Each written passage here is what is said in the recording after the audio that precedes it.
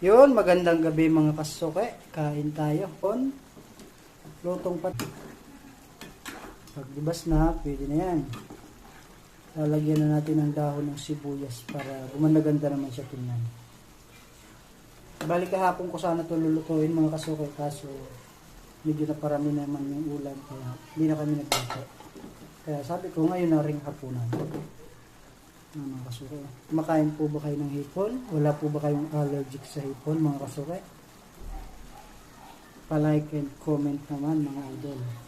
Salamat po at Diyos mabalos. Kakain na tayo mga kasuke.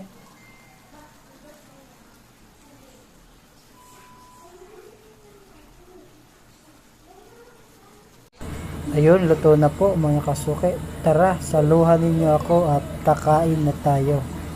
Shout out sa mga kasuki ko.